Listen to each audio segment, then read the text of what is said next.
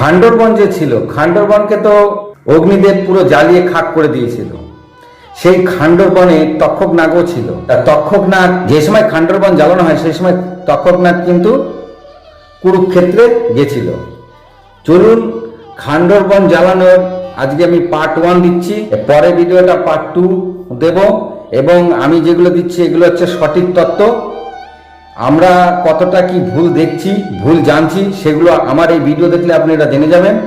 নমস্কার, ভালো থাকুন, সুস্থ থাকুন। চলুন শুরু করি। হরে কৃষ্ণ হরে কৃষ্ণ। যুধিষ্ঠির তার রাজ্য ইন্দ্রপ্রস্থকে সুন্দর করে চালাচ্ছিলেন। তখন শ্রীকৃষ্ণ আসে এবং অর্জুনের সঙ্গে দেখা করতেন। শ্রীকৃষ্ণর সবচেয়ে বড় সখা ছিল অর্জুন। তা শ্রীকৃষ্ণ অর্জুনের সঙ্গে দেখা করতে আসে। একদিন অর্জুন আর শ্রীকৃষ্ণ যমুনা নদীতে জল বিহার করতে যায়।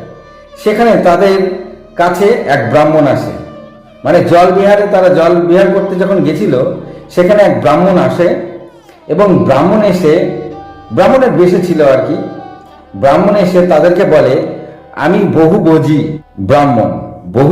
ব্রাহ্মণ, আমি ক্ষুধার্ত, আপনারা এই পৃথিবীতে সর্বশ্রেষ্ঠ যোদ্ধা, আপনারা আমাকে ভোজন করান। তখন অর্জুন বলে, আপনি কি খেতে ভালোবাসেন বলুন, আমরা আপনাকে তাই খেতে সাহায্য করব। তখন ব্রাহ্মণ বলে, আমি অগ্নিদেব, আমি সাধারণ খাবার খাই না, আমি খান্ডরবনকে জ্বালাতে চাই, ওটাই আমার খাবার। কিন্তু অর্জুন তখন বলে যে আমি আপনার কথা ঠিক বুঝতে পারছি না, খান্ডরবনকে জ্বালাতে চান তার মানে? তখন সেই ব্রাহ্মণ বলছে, আমি অনেক চেষ্টা করেছি, এই বনকে জ্বালাতে পারছি না। এই বন তক্ষকনাগ ও তার পরিবার ও তার মিত্রদের নিয়ে থাকেন। এই জন্য দেবরাজ ইন্দ্র এই বনকে রক্ষা করেন। আমি 7 বার জ্বালাতে চেয়েছি, প্রতিবার ইন্দ্রদেব জল দিয়ে সব নিভিয়ে দিয়েছে। আমি ক্ষুধার্ত, এটাই আমার ভোজন, আপনারা সাহায্য করলে আমি এই বনকে জ্বালাতে পারি। আমি হলাম অগ্নিদেব। এইবার সেই ব্রাহ্মণ বলল, সে অগ্নিদেব, তিনি খান্ডরবনকে জ্বালাতে চান, মানে ওটা তার খাদ্য। তখন শ্রীকৃষ্ণ বলেন যে এই বনকেই কেন খাদ্য বানাতে চান, অন্য বনকে জ্বালিয়ে খান। তখন অগ্নিদেব বলেন, অনেক আগে সেতুকি নামে এক রাজা নিজের তপস্যায় মহাদেবকে প্রসন্ন করেন। তখন মহাদেব প্রসন্ন হয়ে তাকে দেখা দেন। আর মহাদেব তখন সেতুকিকে আজ্ঞা দেন যে ঋষি দুর্বাসাকে নিয়ে এক যজ্ঞের আয়োজন করো। ওই যজ্ঞে এত ঘি দেওয়া হয় যে আমি শক্তিহীন হয়ে পড়ি। সেই যজ্ঞ রাজা সেতুকি এত বিশাল করেছিল যে প্রথমে তো সেই যজ্ঞ 12 বছর ধরে চলেছিল। আর সেই 12 বছর যজ্ঞ হওয়ার ফলে তিনি যে ফল লাভ করেন, তারপরে তিনি সেই যজ্ঞের টাইম বাড়িয়ে, মানে যজ্ঞের সময় আরো বাড়িয়ে সেই যজ্ঞ তিনি 100 বছর ধরে যজ্ঞ করেন। এই 100 বছর ধরে তার মধ্যে ঘি ঢালা হয়। এই ঘি ঢালতে ঢালতে আমি একেবারে শক্তিহীন হয়ে গেছি। তখন আমি ব্রহ্মার কাছে গিয়ে বলি যে আমি একেবারে দুর্বল, শক্তিহীন, আমি এখন কি করে শরীরকে আবার পরিপুষ্ট করব। তখন উনি আমাকে বলেন যে খান্ডরবনকে জ্বালাতে হবে। খান্ডরবন জ্বালিয়ে যদি সেই ভোজন আমি গ্রহণ করি তাহলেই আমি সম্পূর্ণ সুস্থ হয়ে যাব।